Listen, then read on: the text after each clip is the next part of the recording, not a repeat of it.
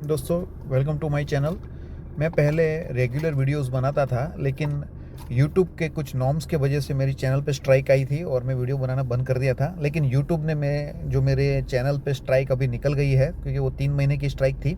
और अभी मैं क्या करने वाला हूँ, यूट्यूब के जो नॉर्म्स है वो नॉर्म्स को मैं 100% कंप्लाइंट वीडियोस बनाने वाला हूँ, जिसके हिसाब से कोई भी वायोलेशन नहीं होना चाहिए। और मैं भी टर्म्स एंड कंडीशन जो यूट्यूब ने यहाँ पर फिक्स किए है उसको रिस्पेक्ट करता हूँ, और वो नॉर्म्स के हिसाब से मैं वीडियो बनाऊँगा। ये वीडियो में मैं 3 ग्रोइंग सेक्टर जिसका फोरकास्ट 2030 तक बहुत ज़बरदस्त तरीके से हुआ है, वो 3 सेक्टर के बारे में डिस्कस करूंगा। और मैं हर सेक्टर की एक एक कंपनी आपके सामने डिस्कस करूंगा। और ये कंपनी जो है, मैंने स्मॉल कैप कंपनी चूज़ की है। उसके पीछे का रीज़न क्या है? जो सेक्टर एज ऑफ नाउ आज के दिन जिसका ग्रोथ बहुत लिमिटेड है, लेकिन जो आने वाले टाइम में ग्रोथ होगा ना, स्मॉल कैप कंपनीज इसमें आपको ज़बरदस्त रिटर्न दे सकती है। लार्ज कैप कंपनीज इतना रिटर्न नहीं देगी, मिड कैप भी नहीं दे सकती, लेकिन स्मॉल कैप कंपनीज बहुत ज़बरदस्त रिटर्न आपको दे सकती है। इसका सिंपल आपको फंडा समझाने के लिए मैंने यहाँ पर ये ड्रॉ बताया हुआ है। स्मॉल कैप कंपनीज जो है ना, वो यहाँ पर है। आप यहाँ पर इन्वेस्ट करोगे, जैसे ये प्लांट है, यहाँ पर इन्वेस्ट करोगे, ये यहाँ से यहाँ तक इतना बड़ा हो गया, तो ये स्मॉल कैप कंपनीज आप यहाँ पर इन्वेस्ट करोगे। अगर सेम लार्ज कैप कंपनी मेरे को यहाँ पर डिफाइन करना है, तो कहाँ पर है लार्ज कैप कंपनी? ये लार्ज कैप कंपनी है। ऑलरेडी प्लांट बड़ा हो चुका है, ऑलरेडी जिसका मार्केट कैप ज़्यादा हो चुका है, वो कंपनी का ग्रोथ बहुत लिमिटेड रहता है, इसलिए मैं ऐसी कंपनी ज़्यादातर डिस्कस नहीं करता हूँ। लेकिन ये स्मॉल कैप कंपनीज रिस्की भी बहुत होती है। अगर ये कंपनी के रिजल्ट अच्छे नहीं आए तो इसके शेयर में बहुत ज़्यादा गिरावट भी हो सकती है। तो हमेशा मैं बताता हूँ, स्मॉल कैप कंपनी में एक स्मॉल इन्वेस्टमेंट करना चाहिए। इसमें बहुत ज़्यादा इन्वेस्टमेंट नहीं करना चाहिए। एक छोटा सा अमाउंट या स्मॉल अमाउंट जिसको बोलते हैं, उतना अमाउंट डाल के छोड़ देना चाहिए। दोस्तों, सबसे पहला मार्केट जो मैं डिस्कस करने वाला हूँ, green hydrogen market. Green hydrogen का ज़बरदस्त मार्केट होने वाला है। हमको अभी पता नहीं चल रहा है, लेकिन बहुत माइक्रो लेवल से गवर्नमेंट का प्लानिंग इसमें ऑलरेडी चल रहा है। आप यहाँ पर आप चेक करोगे तो 21 बिलियन यूएसडी का 2023 में जो मार्केट था, 2032 तक 148 बिलियन का मार्केट हो जाएगा। 21 बिलियन से 148 बिलियन इन 23 to 32। कितना CAGR है मार्केट का? 23.96% के CAGR से ये मार्केट ग्रो हो सकता है, ऐसा प्रेडिक्शन है। देखो, इतना परसेंटेज CAGR मेरे हिसाब से तो किसी सेक्टर को अभी तक प्रेडिक्शन में नहीं है। जनरली इस प्रेडिक्शन 10%, 12%, 8%, 7% होता है। इसमें 23.96% का प्रेडिक्शन है। की ग्रोथ ड्राइवर्स कौन कौन से है इसमें? गवर्नमेंट ने national green hydrogen mission already launch किया है। ये मिशन के अंदर में बहुत सारा काम हो रहा है अभी। दूसरा रीज़न है, आप देख सकते हैं, रिन्यूएबल एनर्जी का जो कॉस्ट है ना, वो डाउन जा रहा है। रिन्यूएबल एनर्जी का कॉस्ट डाउन जाने से ग्रीन हाइड्रोजन कैसे फ़ायदा होगा, ये मैं आगे आपको समझाऊंगा इसके बारे में। इंडस्ट्रियल डिमांड, इंडस्ट्री जो है, इंडिया में इंडस्ट्रीज़ बहुत क्या बोलते हैं, हाई रेट से ग्रो हो रही है। और इंडस्ट्री में भी ऐसा प्लान हो रहा है कि green hydrogen as a fuel use किया जाए। देखो, ये जहाँ जहाँ भी फ्यूल यूज़ होता है, गैस यूज़ होता है, पेट्रोल यूज़ होता है, केरोसिन यूज़ होता है, वहाँ पर ग्रीन हाइड्रोजन एक सब्स्टिट्यूशन के तरीके यूज़ होने का प्लान चल रहा है। ग्रीन हाइड्रोजन में major players like Reliance Industries already बहुत बड़ा इन्वेस्टमेंट कर चुके हैं। बहुत सारे स्टेट्स हैं इंडिया में जिसने इंसेंटिव्स ग्रीन हाइड्रोजन के लिए लगाई हुई है, सब्सिडीज़ लगाई हुई है। चैलेंजेस क्या है? तो कॉस्ट गैप। जो देखो, ये ग्रीन हाइड्रोजन प्रोडक्शन का जो कॉस्ट है ना, वो किसी को अभी पता नहीं चल रहा कि जो कॉस्ट होगा वो कितने टाइम में रिकवर हो सकता है वगैरह, क्योंकि प्रैक्टिकली अभी यूज़ नहीं हो रहा है। सेकंड चैलेंज है land availability and the need for proximity. देखो, ग्रीन हाइड्रोजन का प्रोडक्शन एक जगह पे होगा, उसका कंजम्पशन अलग जगह पे होगा, तो ये दोनों के बीच का जो डिस्टेंस है उसको कैसे हम करेंगे कोप अप, वो एक चैलेंज है। जैसे ट्रांसपोर्टेशन कैसे करेंगे प्रोडक्शन से सोर्स तक, ये एक चैलेंज है। तो ग्रीन हाइड्रोजन बनता कैसे है? तो यहाँ पर आप चेक करोगे, ये इलेक्ट्रोलाइज़र रहता है। इलेक्ट्रोलाइज़र में पानी रहता है। पानी में अगर आप इलेक्ट्रिसिटी अप्लाई करते हो ना, तो इलेक्ट्रिसिटी में से हाइड्रोजन और ऑक्सीजन डिफरेंट होता है, ये सबको पता है। लेकिन नॉर्मल हाइड्रोजन प्रोडक्शन और ग्रीन हाइड्रोजन प्रोडक्शन में डिफरेंस क्या है? तो ग्रीन हाइड्रोजन किसको बोलते हैं? जो रिन्यूएबल एनर्जी से इसमें करंट प्रोडक्शन करके इसको H2 हाइड्रोजन बना जाए।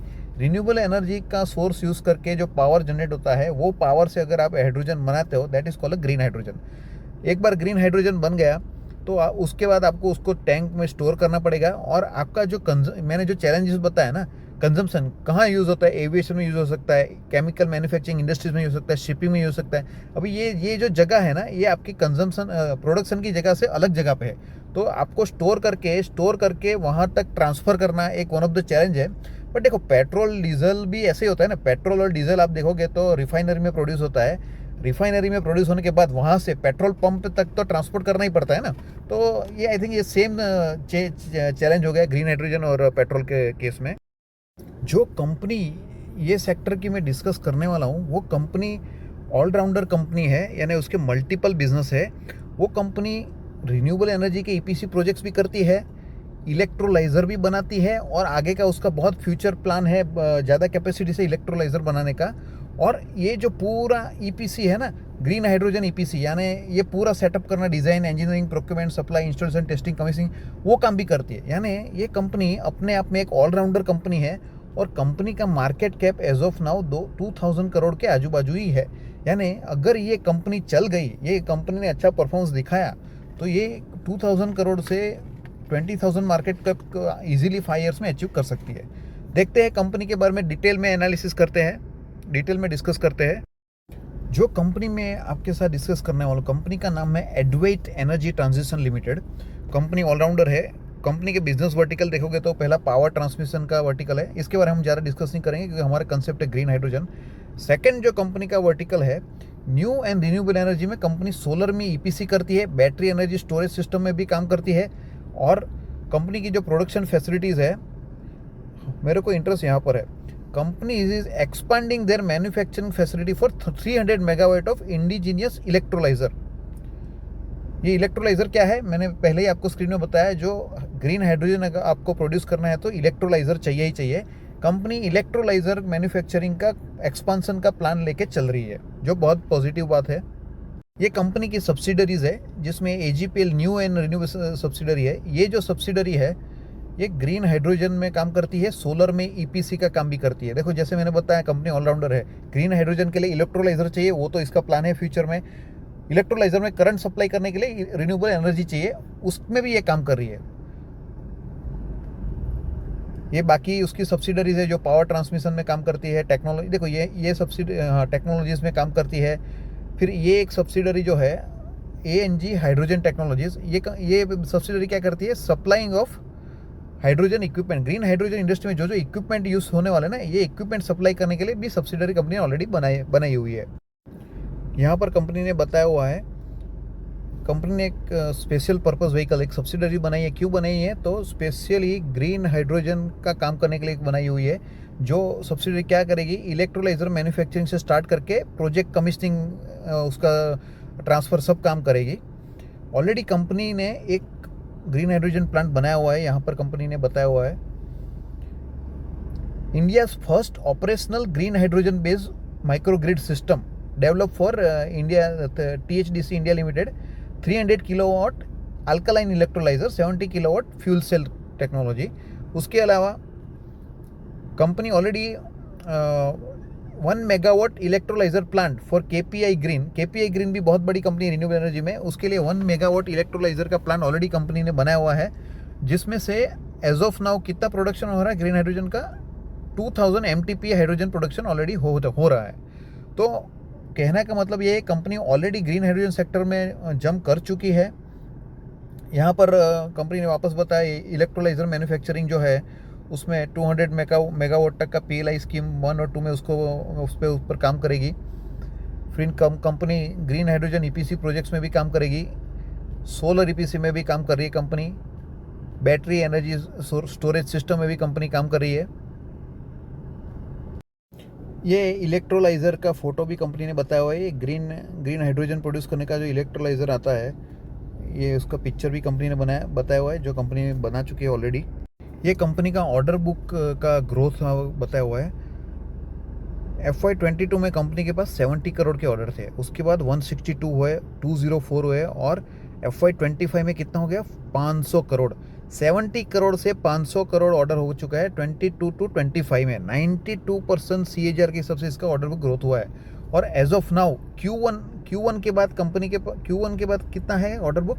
757 करोड़, यानी 503 करोड़ जो था क्वार्टर वन में ऑलरेडी कंपनी को 200 के ऊपर करोड़ का एक ऑर्डर मिल चुका है। तो बहुत ज़बरदस्त ऑर्डर बुक ग्रोथ है इसका। कंपनी के फाइनेंशियल अगर आप देखेंगे तो सेल्स का जो ग्रोथ है, अनबिलीवेबल ग्रोथ है सेल्स का। आप देखो यहाँ पर कंपनी का 28 करोड़ था, 45 हुआ, 66 हुआ, 79 हुआ, 104 हुआ, लास्ट मार्च कितना होगा? 399 करोड़। 28 करोड़ से कंपनी 400 करोड़ सेल्स लेके आई कब? 2019 से 2025 तक। ज़बरदस्त सेल्स का ग्रोथ है। नेट प्रॉफिट भी देख लेते हैं। कंपनी का नेट प्रॉफिट का ग्रोथ भी बहुत ज़बरदस्त है। आप चेक करेंगे तो कंपनी 2 करोड़ का प्रॉफिट कर रही थी 2000 इसमें। एज ऑफ नाउ कंपनी का नेट प्रॉफिट कितना हो गया है? 32 करोड़। 2 करोड़ से 32 करोड़ कंपनी का प्रॉफिट हो चुका है। तो बहुत ज़बरदस्त कंपनी का प्रॉफिट एंड सेल्स ग्रोथ भी है। जो एज ऑफ नाउ कंपनी का परफॉर्मेंस हो गया तो हो गया, लेकिन फ्यूचर का क्या? तो कंपनी का FY26 का जो रेवेन्यू गाइडेंस है, ये अगर हम चेक करेंगे तो कंपनी के MD शालिन शेठ है, उन्होंने बताया हुआ है कि कंपनी जो है 50% रेवेन्यू ग्रोथ FY26 में करेगी। 50%। देखो, एक साल में 50% कंपनी रेवेन्यू ग्रोथ करती है तो ये बहुत ही फिनोमिनल अचीवमेंट माना जाता है। जनरली कंपनी 10% 20% की ग्रोथ से बढ़ती है। अभी ये तो है ही है। उसके अलावा मैनेजमेंट ने क्या बोला है कि 50% का जो ग्रोथ है ना, वो ऐसा नहीं कि नेक्स्ट ईयर ही होने वाला है। नेक्स्ट 2 ईयर्स, आने वाले 2 साल तक कंपनी एवरी ईयर 50% का ग्रोथ करेगी, ऐसा मैनेजमेंट का गाइडेंस है, जो मेरे हिसाब से बहुत ज़बरदस्त गाइडेंस है। और इसका एक प्रूफ आप देखोगे तो Q1 का जो रिजल्ट आया है ये FY26 का, उसमें ऑलरेडी कंपनी ने बता दिया है कि कंपनी ग्रोथ कर रही है। कंपनी ने 99% ग्रोथ दिखाया हुआ है ईयर ऑन ईयर। यानी लास्ट ईयर Q1 FY25 में जो था सेल्स, उससे 90 ऑलमोस्ट डबल हो गया है। तो ऑलरेडी हम चेक करते Q1 का रिजल्ट तो अच्छा ही है। अभी कंपनी के पास Q2 Q3 Q4 है। तो मेरे हिसाब से जो 50% का रेवेन्यू गाइडेंस जो कंपनी ने दिया है, ये इजीली अचीव हो सकता है। दोस्तों, ये एक ज़बरदस्त कंपनी लग रही है, लेकिन मैंने जैसे पहले बताया, ये स्मॉल कैप कंपनी है, मार्केट कैप 2000 करोड़ है। तो इसमें कभी भी ज़्यादा बड़ा इन्वेस्टमेंट करने का नहीं सोचना चाहिए। इसमें एक रीजनेबल अमाउंट, एक छोटा या मीडियम अमाउंट इन्वेस्ट करके छोड़ सकते हैं। दूसरा सेक्टर में जो डिस्कस करने वाला हूँ वो है ड्रोन सेक्टर। अभी ये सेक्टर में भी बहुत ज़बरदस्त ग्रोथ प्रिडिक्शन है। बोल रहे हैं कि 1.58 बिलियन USD था 2024 में इंडिया का ड्रोन सेक्टर का मार्केट, जो 4.84 बिलियन USD हो जाएगा 2030 में। यानी 6 साल में ऑलमोस्ट 3 टाइम्स ग्रोथ हो जाएगा। उसके आगे क्या बोल रहे हैं कि ड्रोन सेक्टर के ग्रोथ होने की वजह से इंडिया का जो मैन्युफैक्चरिंग सेक्टर है उसको 23 बिलियन USD का बूस्टिंग मिलेगा। ये सब चीज़ गवर्नमेंट जानती है, इसलिए गवर्नमेंट बहुत सारे प्लान्स ड्रोन सेक्टर को ग्रो करने के लिए कर रही है। और अभी तक हमको ऐसा था ना कि ड्रोन सिर्फ वॉर में यूज़ होता है, जैसे हमने वॉर में देखा डिफेंस में ड्रोन से अटैक होता है। लेकिन ड्रोन का जो बाकी सेक्टर में जो यूज़ है वो मैं आपको आगे चल के ये वीडियो में बताऊंगा। वो भी बहुत इंपॉर्टेंट यूज़ है। की पॉइंट्स में देखा जाए तो सेम पॉइंट है, 4.84 बिलियन USD 2030 में मार्केट हो जाएगा। गवर्नमेंट जो है इसमें बहुत सारे PLI scheme, production linked incentives launch किया हुआ है। किसके लिए? स्टार्टअप्स और MSME की हेल्प। अभी देखो, ये स्टार्टअप्स जो है ना, इनका कैसा है, इनको स्टार्टिंग बिजनेस में बहुत पैसे की ज़रूरत रहती है। अभी उस टाइम पे वो बैंक के पास जाएंगे, ज़्यादा इंटरेस्ट पे लोन उठाएंगे तो उनका बिजनेस ग्रो नहीं होगा। लेकिन गवर्नमेंट ऐसे स्टार्टअप्स को अगर हेल्प करेगी ना, तो ये स्टार्टअप का ग्रोथ जो है वो बहुत जल्दी हो सकता है। तो ये चीज़ गवर्नमेंट जानती है, इसलिए गवर्नमेंट इंसेंटिव प्लान्स है स्टार्टअप्स और MSME के लिए। और ये चीज़ ऑलरेडी हमने डिस्कस की, 23 बिलियन USD का मार्केट मैन्युफैक्चरिंग सेक्टर हो जाएगा ड्रोन की वजह से। ड्रोन का एप्लीकेशन कौन कौन से सेक्टर में हो सकता है? देखो, बहुत सारे लोगों को तो ऐसा ही है कि ड्रोन सिर्फ डिफेंस में ही यूज़ होता है, लेकिन ऐसा नहीं है। आप देखोगे डिफेंस के अलावा यहाँ पर एग्रीकल्चर जो है, वहाँ पर आप पेस्टिसाइड्स के डालने के लिए भी ड्रोन यूज़ हो सकता है। ये सर्वेलेंस कैमरा है, ये जो कैमरा ना यहाँ से जैसे मैप बनता है, सर्वे होता है, उसके लिए है। ये लॉजिस्टिक्स के लिए ड्रोन यूज़ हो रहा है। यहाँ पर आप समंदर में कुछ काम है तो ड्रोन के यूज़ के आप काम कर सकते हो। ये भी एक अलग तरीके का एप्लीकेशन है। यानी इन शॉर्ट ड्रोन के बहुत अलग अलग सेक्टर में एप्लीकेशन है जो अभी स्टार्ट होना, सिर्फ अभी शुरू हुए यूज़ होने का। जो कंपनी में ड्रोन सेक्टर में काम करने वाले आपके साथ डिस्कस करना चाहता हूँ वो है Paras defence technologies, Paras defence and space technologies. ये कंपनी ने एक स्पेशल सब्सिडरी अपनी बनाई हुई है, किसके लिए? Only for the drone market, drones for military, agriculture application, drone solution. एक अलग सब्सिडरी बनाई है जो सब्सिडरी सिर्फ ड्रोन मार्केट को टैकल करेगी। ये कंपनी जो है वो ड्रोन के कैमरास बनाती है। ये देखा हुआ कैमरा हो गए जो ये ड्रोन में लगते हैं। कंपनी ने इजराइल की एक कंपनी के साथ जॉइंट वेंचर साइन किया है, हेवन ड्रोन्स इजराइल जेवी फॉर्म किया है। और ये जेवी के अंदर कंपनी क्या करने वाली है? हाइड्रोजन पावर ड्रोन्स बनाने वाली है। ये सब आप देख रहे हैं ना, ये हाइड्रोजन पावर ड्रोन बना रही है। इजराइल की कंपनी के साथ इसने इसके लिए जॉइंट वेंचर भी कर लिया है। ये देखो, ये हाइड्रोजन पावर ड्रोन के डिफरेंट मॉडल्स आप देख सकते हो। ये अलग अलग मॉडल्स है इसके। कंपनी ड्रोन तो बना ही रही है, साथ साथ एंटी ड्रोन सिस्टम पे भी काम कर रही है। एंटी ड्रोन सिस्टम हर कंट्री की एक मांग है। आज हर कंट्री को अपने पास एंटी ड्रोन सिस्टम चाहिए ही चाहिए। उसके अलावा कंपनी के पास सर्टिफाइड एग्रीकल्चर, जो एग्रीकल्चर यूज़ के लिए जो ड्रोन होते हैं ना, उसके लिए कंपनी ने ऑलरेडी अपनी पेटेंट सर्टिफाई करवा चुकी है कंपनी। और किससे करवा चुकी है? तो most 2 model certified by DGCA, director general of civil aviation जो होता है ना, उसका ऑलरेडी इसको अप्रूव मिल चुका है 2 मॉडल के लिए। लास्ट में ये कंपनी के फाइनेंशियल्स अगर हम देखते हैं तो आप यहाँ पर देख सकते हो सेल्स जो है कंपनी का कंटिन्यूस बढ़ रहा है। यहाँ पे 154 था, बढ़ के यहाँ पर थोड़ा डाउन हुआ, यहाँ थोड़ा डाउन हुआ है। 183 बढ़ा हुआ है, 222, 254, 365, लेटेस्ट जो हुआ है 365 हुआ है। यानी कंपनी अपना सेल्स बहुत अच्छी तरीके से बढ़ा रही है। नेट प्रॉफिट अगर हम चेक करते हैं, नेट प्रॉफिट में भी कंपनी बढ़ा रही है। 27 के बाद 36 हुआ, यहाँ पर थोड़ा नीचे हुआ, फिर 61, 30 के बाद सीधा 61, डबल। यानी कंपनी के फाइनेंशियल्स भी अच्छे हैं बोल सकते हो। इसका मार्केट कैप अगर आप चेक करेंगे, 5000 करोड़ मार्केट कैप वाली कंपनी है। दोस्तों, ये कंपनी का फ्यूचर बहुत ब्राइट लग रहा है, बट ओनली क्वेश्चन ये है कि कंपनी का मार्केट कैप बहुत छोटा है, तो इसमें बड़े इन्वेस्टमेंट से बचना चाहिए। एक छोटा अमाउंट डाल के ज़्यादा लॉन्ग टर्म में आप होल्ड कर सकते हो। जो थर्ड सेक्टर मैं आपके साथ डिस्कस करना चाहता हूँ वो है रिन्यूएबल एनर्जी का सेक्टर। देखो, ये सेक्टर को तो आप अवॉइड कर ही नहीं सकते हो, इसमें ज़बरदस्त तरीके से काम कर रहा है। Ministry of new and renewable energy ने क्या बताया, अभी हमने ऑलरेडी 220 गीगावाट इंस्टॉल कर दिया है रिन्यूएबल एनर्जी। कब तक? 31 मार्च 2025। और टारगेट का क्या है हमारा?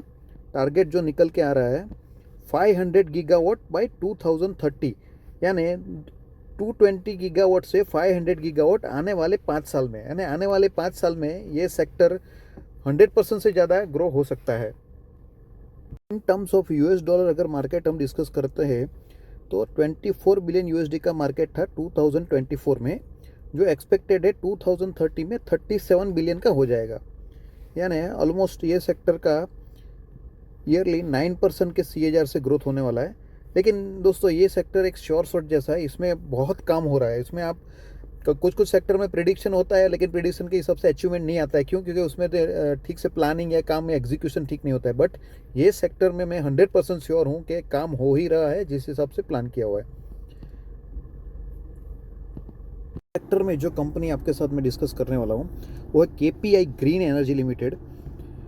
बहुत ज़बरदस्त कंपनी है और ज़बरदस्त तरीके से कंपनी ग्रो हो रही है। यहाँ पर आप देख सकते हो कंपनी के अभी तक 1 गीगावाट इंस्टॉल कंपनी ने अभी तक 1 गीगावाट इंस्टॉल कर दिया है। और ऑर्डर कितना है? 3 गीगावाट का ऑर्डर है। यानी जितना इंसेप्शन से अभी जितना इंस्टॉलेशन हो गया उससे 2-3 टाइम्स ज़्यादा उसके पास ऑर्डर ऑलरेडी है। पान इंडिया में प्रेजेंस है, देख सकते हो कंपनी के पूरे गुजरात, महाराष्ट्र, आंध्र प्रदेश सब जगह पे प्रेजेंस है। ये फाइनेंशियल्स हम लास्ट में डिस्कस करेंगे। कंपनी जो है 2 सेगमेंट में काम करती है। एक IPP में काम करती है। IPP यानी इंडिपेंडेंट पावर प्रोजेक्ट। कंपनी खुद का ही पैसा डाल के खुद का ही प्लांट बनाती है और बिजली बेचती है।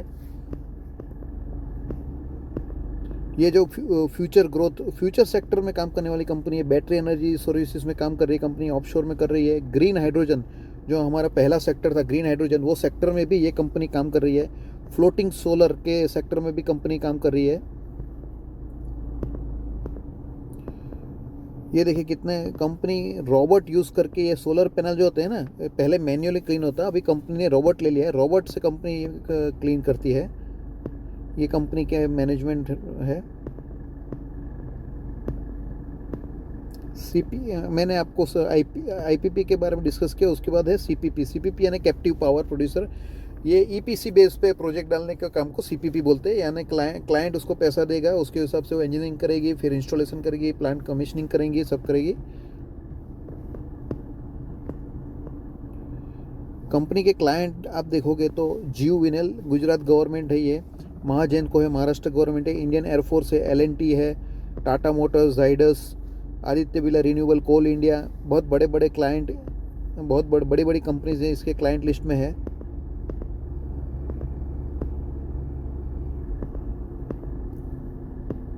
कंपनी के फाइनेंशियल स्टेटमेंट देखेंगे तो सबसे पहले 9,575 करोड़ मार्केट कैप वाली कंपनी है, यानी एक स्मॉल कैप कंपनी आप इसको बोल सकते हो। वैल्यूएशन देखिए 26.3 है, इंडस्ट्री 31 पीई पे चल रहा है, यानी बहुत रीजनेबल वैल्यूएशन पे अभी हमको मिल रही है। कंपनी का प्रॉफिट एंड लॉस स्टेटमेंट देखेंगे, कंपनी का ये सेल्स ग्रोथ है। अब देखिए सेल्स ग्रोथ कितना फिनोमिनल है। यहाँ पे 34 करोड़ था, बढ़ के 59 हो गया, 102 हो गया, 230, 644, 1024, 17, यानी सिंपल बात करोगे 2019 में सिर्फ 34 करोड़ का सेल्स था, 25 में कितना हो गया 1735। कहाँ 34 करोड़ और कहाँ 1735 करोड़। ज़बरदस्त ग्रोथ कंपनी ने दिखाया है, और ऑर्डर बुक जो हम देख रहे हैं उसके हिसाब से आगे भी ग्रोथ दिखाएगी। नेट प्रॉफिट चेक करेंगे, नेट प्रॉफिट में भी कंपनी फिनोमिनल ग्रोथ दिखा रही है। आप चेक करोगे तो 9 करोड़ था, फिर 6 करोड़ हो गए, 22 करोड़, 43 करोड़, 110 करोड़, 162, 325, 371। इन शॉर्ट 9 करोड़ का प्रॉफिट कंपनी 371 करोड़ ऊपर लेकर आ गई है। ज़बरदस्त कंपनी का ग्रोथ है ये। दोस्तों जो परफॉर्मेंस पास्ट में हो गया वो तो हो गया, उसके हिसाब से शेयर अप्रिशिएट भी हो गया है, लेकिन हमको कंसर्न है फ्यूचर का। कंपनी फ्यूचर में अच्छा परफॉर्मेंस करेगी तभी इसका शेयर का प्राइस बढ़ेगा। तो जो कॉन्फ्रेंस कॉल रिसेंटली हुई अगस्त 2025 में, वहाँ कॉन्फ्रेंस कॉल में मैनेजमेंट ने क्या बताया हुआ है, 50 to 70% top line growth in FY 26 and 27। 50 to 70% growth का गाइडेंस दिया है मैनेजमेंट ने अगले 2 सालों में। देखो 10%, 20% ये नॉर्मल चीज़ होता है, लेकिन कोई बोलता है मैं 50% से कंपनी ग्रो करूँगा, वो भी 2 साल, मीन्स 1 साल नहीं, ये साल नेक्स्ट साल। तो ये बहुत फिनोमिनल गाइडेंस है, और जिसके हिसाब से ये कंपनी के पास ऑर्डर बुक है, जो काम कर रही है, उसके हिसाब से ये गाइडेंस जो है इजीली अचीवेबल लग रहा है। दोस्तों ये तीन कंपनी अपने आप में बहुत ज़बरदस्त है, लेकिन ओनली चीज़ मैं वापस दोहराता हूँ, ये स्मॉल कैप कंपनीज़ है, इसमें रिस्क ज़्यादा थोड़ा रहता है, तो आप इसमें बड़ा इन्वेस्टमेंट नहीं करना चाहिए, एक छोटा अमाउंट डाल के भूल जाना चाहिए। और अगर ये 3 में से कोई भी कंपनी आपके पास है तो आप कमेंट में लिख सकते हैं कौन सी कंपनी है और कौन से प्राइस पे आपने बाई की है। एक और चीज़ दोस्तों, यूट्यूब की तरफ से बहुत सारे गाइडलाइंस आ गए, उसकी वजह से मैं ओपनली स्टॉक डिस्कस नहीं कर पा रहा हूँ, लेकिन मैं बहुत जल्द अपना एक पर्सनल प्लेटफॉर्म डेवलप कर रहा हूँ, जहाँ पर मैं अपने हिसाब से आपको पूरी इन्फॉर्मेशन, पूरी स्टॉक रिलेटेड चीज़ें आपके साथ शेयर कर सकता हूँ। बहुत जल्द आपके साथ वो पर्सनल प्लेटफॉर्म के साथ आऊँगा। तब तक थैंक यू।